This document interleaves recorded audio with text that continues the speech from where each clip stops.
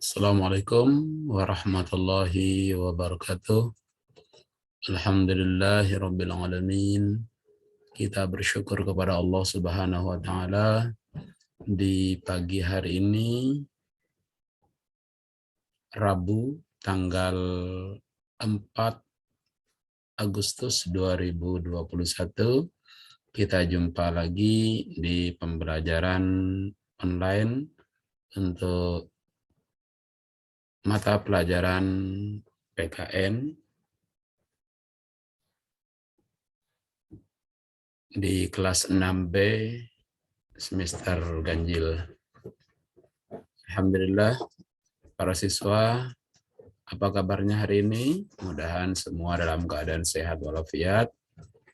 Jangan lupa jaga kebersihan, ikuti protokol kesehatan dengan menerapkan 5M, menghindari kerumunan, mencuci tangan, menggunakan masker, dan sebagainya. Nah, para siswa sekalian, pagi ini kita akan mempelajari materi PPKN, di mana materi PPKN kita sudah masuk pada penerapan nilai-nilai Pancasila sila yang keempat dari Pancasila. Kita tahu bahwa Pancasila itu ada 5, ketuhanan yang Maha Esa, yang dilambangkan dengan bintang, kemanusiaan yang adil dan beradab, dilambangkan dengan rantai, persatuan Indonesia dilambangkan dengan pohon beringin, dan yang keempat adalah kerakyatan yang dipimpin oleh hikmat kebijaksanaan dalam permusyawaratan perwakilan, dilambangkan dengan kepala banteng. Para siswa, dalam sila keempat Pancasila yang sudah Pak Guru bacakan, maka kita hendaknya memahami benar, tidak hanya sekedar menghafal sila-sila dari Pancasila, tetapi butir apa yang harus kita sikapi dari sila keempat Pancasila ini. Baiklah, para siswa, kita masuki pada materi pembelajaran.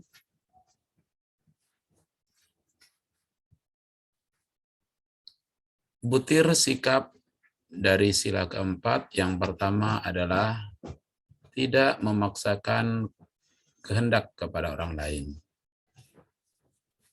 Nih. Setiap orang pasti memiliki keinginan yang berbeda-beda. Jangankan banyak orang, berdua saja pasti berbeda. Nah, karena perbedaan itulah maka kita harus menyatukan perbedaan dengan cara melakukan diskusi atau bermusyawarah atau berbicara, dibicarakan. Ya, kita bicarakan apabila terjadi perbedaan, maka harus bermusyawarah untuk mencapai satu keputusan yang disetujui bersama. Jadi, bicarakan. Satu contoh, saat satu rumah, sekeluarga, ayah, ibu, dan anak-anaknya ingin berlibur, dimusyawarahkan kemana tempatnya. Semua pada mengusulkan ke sana kemari.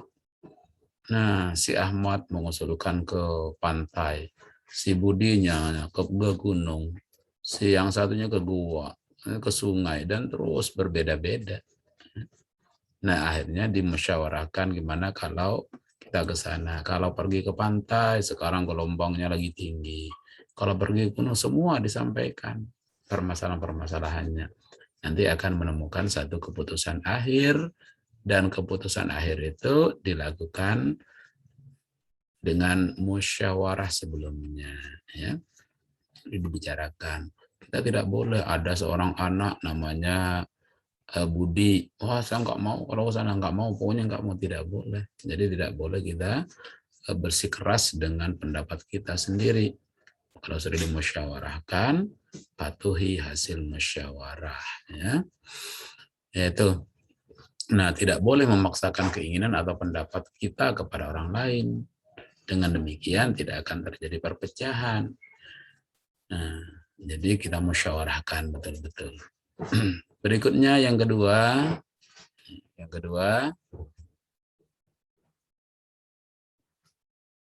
mengutamakan musyawarah dalam mengambil keputusan untuk kepentingan bersama. Nih, diutamakan itu yang utama, dibicarakan untuk kepentingan bersama. Manusia sebagai makhluk sosial sudah pasti butuh orang lain ya, dalam hidup ini. Nggak mungkin makan saja kita butuh orang lain kan. Tidak mungkin hari-hari kita masak sendiri, kemudian cari beras sendiri, kemudian air dari diri sendiri nggak ada. Pasti butuh semuanya dari mana-mana ya. Itu namanya makhluk sosial. Nah, keberagaman yang terdapat di lingkungan kita bermacam-macam tipe atau karakter manusia menyebabkan terjadinya perbedaan dalam berpendapat. Nah, satu contoh di lingkunganmu ada yang mengusulkan tempat sampahnya harus di tempat sana, tempat sampahnya nggak bisa harus di sini. Semua beribut jadinya, ribut. Nah, ketika sudah ribut seperti itu, masalah akan muncul. Nah, karenanya kalau sudah banyak permasalahan seperti itu, segeralah ambil tindakan dengan menjadikan ketua RT-nya sebagai penentu ketua musyawarahnya. Itu nanti dibicarakan semua. Ya, semua kalau sudah bicara masalah antara satu berdua, antara dua bertiga, dan seterusnya. Semua harus dimusyawarahkan. Termasuk cara yang menjalankan negara ini. Kalau tidak ada musyawarah, tidak akan selesai-selesai. Ya. Makanya ada namanya Dewan Perwakilan Rakyat yang kerjanya musyawarah aja. Tujuannya adalah untuk mengambil keputusan bersama. Ya. Berikutnya yang ketiga, apa yang ketiga? Menerima ya. Menerima apa yang diterima? Menerima dan melaksanakan nih tugas kita. Nih, menerima dan melaksanakan hasil musyawarah secara bertanggung jawab. Pada kuncinya di sini. Secara bertanggung jawab. Ini kalau sudah dilaksanakan musyawarah, ya kita terima, ya kita laksanakan. Iya, secara bertanggung jawab. Jangan, saya tidak mengusulkan itu tadi kok. Nah, itu tidak boleh. Jadi semua kalau sudah hasil musyawarah, kita harus terima dengan sungguh-sungguh, terima sudah, dengan lapang dada.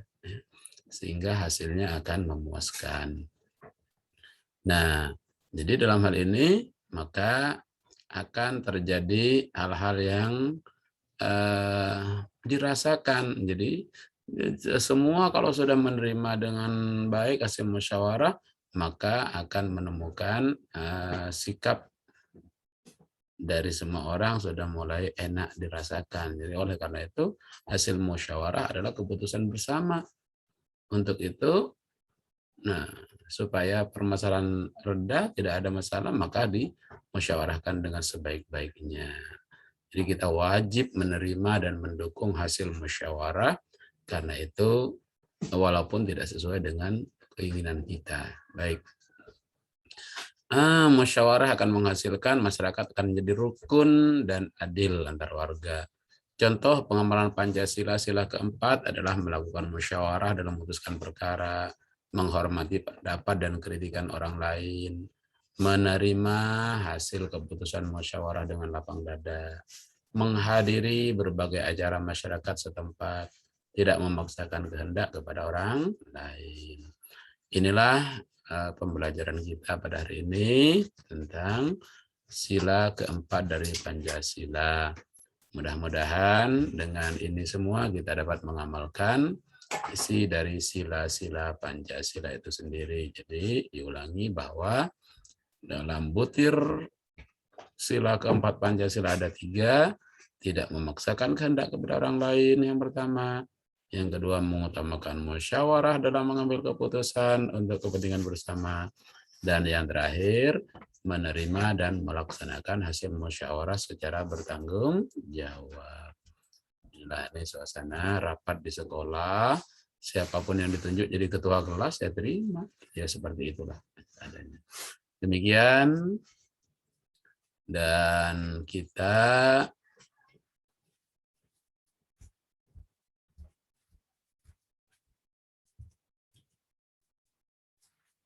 kembali bahwa pelajaran sudah Bapak berikan untuk mata pelajaran PPKN pada materi penerapan sila-sila Pancasila, khususnya sila keempat. Selanjutnya silakan nanti pelajari secara literasi materi yang akan Pak Guru kirimkan. Terima kasih. Sampai jumpa pada pelajaran yang lain. Assalamualaikum warahmatullahi wabarakatuh.